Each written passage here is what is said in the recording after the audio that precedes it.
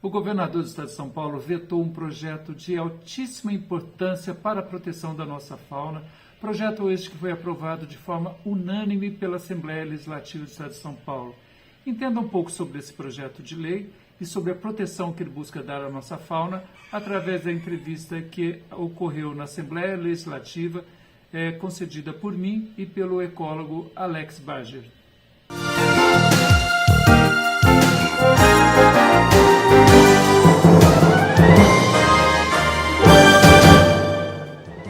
Olá, seja bem-vindo, seja bem-vinda. Você está no Alesp Cidadania. Vamos falar de meio ambiente, uma questão tão importante para todos nós, né? Hoje a gente sabe que o meio ambiente toca todos nós em qualquer lugar que a gente esteja.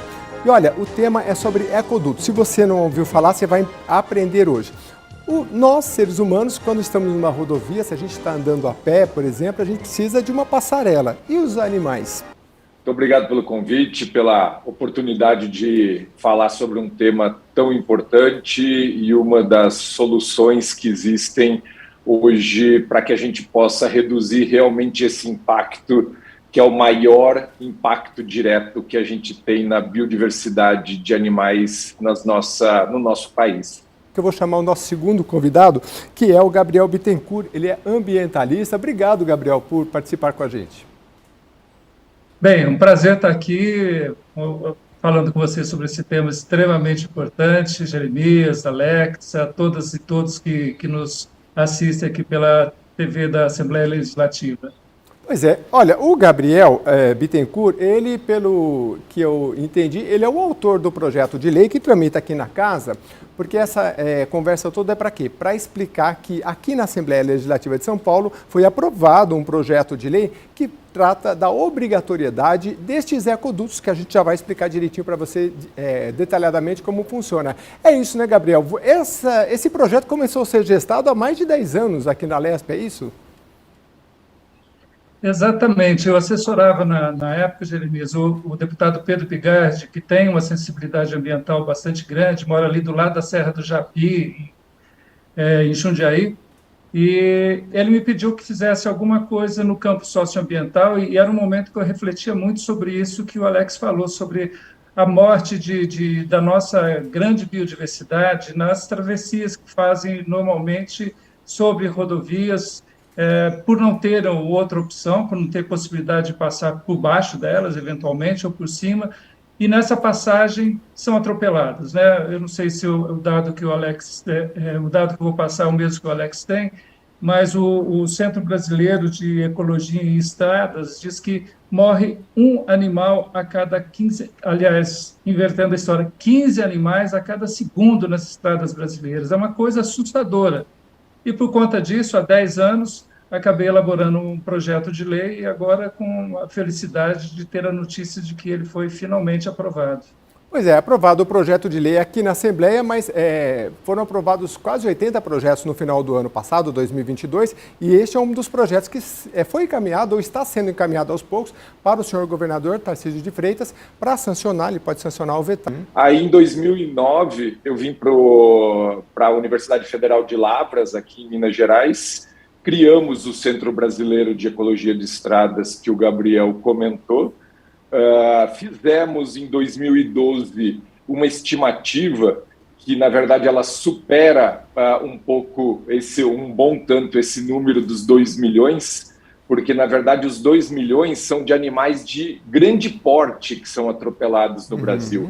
Nós temos 475 milhões de animais que estão atropelados. Nossa, e aí a gente chega nesse número assustador de 15 animais por segundo que foi comentado. Ô Gabriel, esse projeto que começou lá atrás, que você elaborou, ele foi aprovado, então, como a gente colocou aqui, a deputada Leci Brandão, do PCdoB, que foi coautora desse projeto e foi aprovado aqui na casa em dezembro de 2022, né?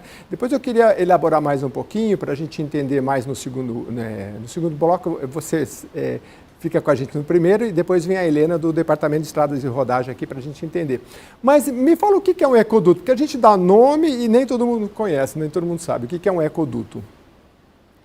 Bem, só complementando o que você falou, o projeto foi elaborado, então, em 2012, E eu acompanhei assim todo o processo de passar pelas comissões, todo o processo legislativo de uma forma muito intensa, né, com a expectativa da aprovação, e ele não é aprovado. A gente sabe como, às vezes, a burocracia do processo legislativo e a política do processo legislativo. Quando o deputado Pedro Bigardi saiu, a deputada Alessi Brandão assumiu o projeto, e depois, num acordo com o deputado Emídio, esse projeto foi reformulado, e, no meu entender, para melhor, uma redação muito melhor, e agora foi aprovado. Então, o projeto prevê, através de estudos, sobretudo em regiões onde a gente tem unidade de conservação, que sejam feitas estruturas sob as estradas para que os animais possam passar, quando esses estudos revelarem que é por baixo das estradas que há um tráfego maior, ou, às vezes, como uma passarela, né? Só que ela voltada para o tráfego de animais, portanto, sobre as estradas. Então, tem essas possibilidades que a gente chama, portanto, de ecodutos. Para a implantação, nós temos que, hoje tem várias técnicas, uma delas é já conhecer aonde já é recorrente o processo. Então, você faz uma análise estatística, matemática, e descobre que naquele ponto é um ponto de agregação. A gente chama isso de hotspot de atropelamento. Outras técnicas utilizam inteligência artificial, um tema que está muito em voga no momento, onde a gente prevê as áreas de ocorrência. Só que simplesmente colocar o túnel, dificilmente os animais passam por dentro dele. Você tem que complementar esses túneis com cercas direcionadoras, mais ou menos como se fosse um grande funil. A cerca se estende por 500 metros, 1 quilômetro para cada lado, e todos os animais que tentam cruzar a pista encontram a cerca, são conduzidos para um ponto que é o ponto da passagem. E dessa forma você consegue reduzir até em 80% a mortalidade de animais nesses quilômetros. Os animais, eles transitam, né, por longas distâncias, muitas vezes, sobretudo se a gente for pensar em grandes mamíferos e tal, mas, de uma forma geral, essa troca genética ela é extremamente importante, né? Os corredores, que a gente chama de corredores de fauna, são muito importantes. Então, quando uma rodovia, por exemplo, ela isola de um lado um animal, ou um grupo de animais, do outro, e a passagem, às vezes, não acontece por conta dos atropelamentos, então isso contribui para diminuir a possibilidade de troca genética, que é muito importante. Uhum. Eu queria só aproveitar o que o Alex falou sobre os estudos.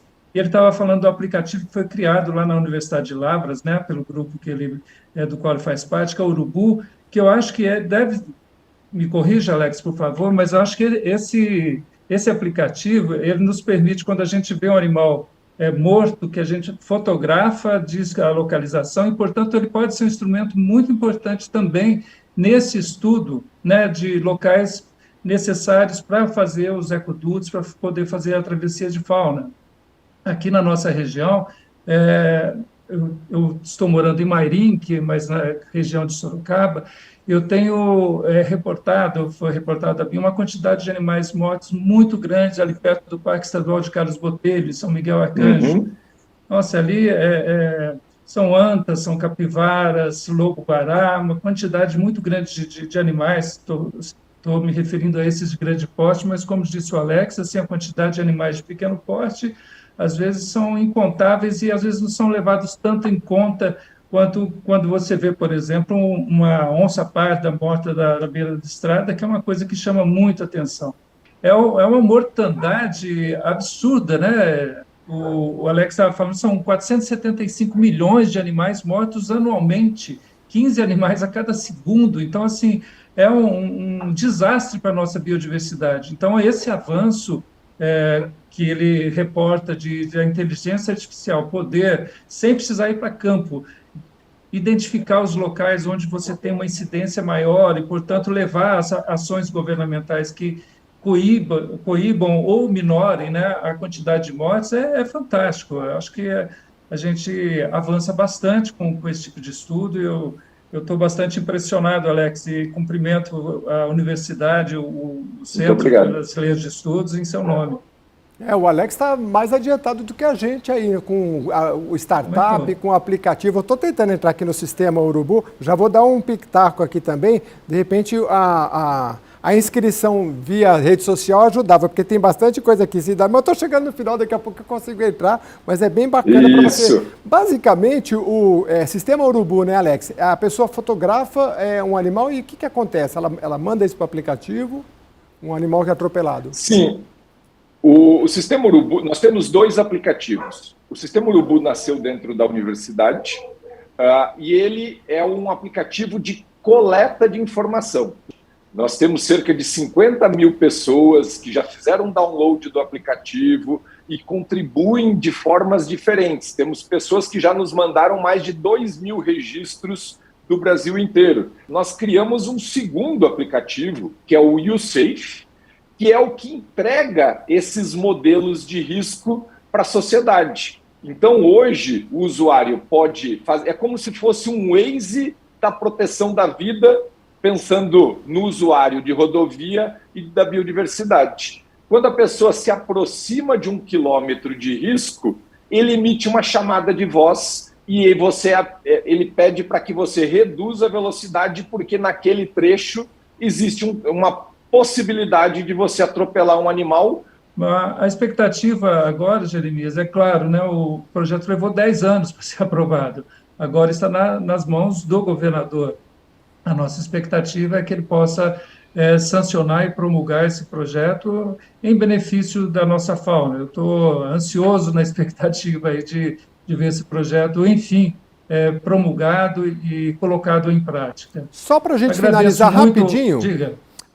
O que muda com o projeto e a realidade hoje? O projeto obriga, dá um prazo de 5 anos para aquelas rodovias que já estão em funcionamento, porque depois do intervalo eu vou dar com mais detalhes, mas o que a Artesp e o DR informou, em especial a Artesp, diz que eles deram alguns exemplos e o projeto demorou para ser aprovado, então já tem no licenciamento ambiental, nas concessões, né? Mas você acha que essa obrigatoriedade vai mudar alguma coisa na realidade das rodovias, sejam elas concessões ou não?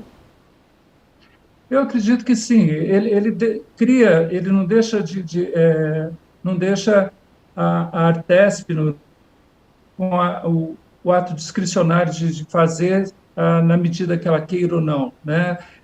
Cria a obrigatoriedade dessas rodovias que são concedidas e as outras que não são concedidas, que são administradas pelo próprio Estado, a realizarem esse estudo a partir do momento em que houver novas rodovias e nos processos de duplicação daquelas existentes. Então, acho que eu considero um grande avanço. Seria, evidentemente, muito mais significativo o resultado se a gente tivesse esse projeto aprovado 10 anos atrás, o que redundaria, evidentemente, numa contribuição grande para a diminuição do nível de atropelamentos existentes. Muito bem, a gente vai para um rápido intervalo e agradeço bastante, por enquanto, o Gabriel Bittencourt, que é ambientalista, foi autor do projeto lá atrás, que previa essa questão dos ecodutos no estado de São Paulo, passagens de animais, para ficar mais claro.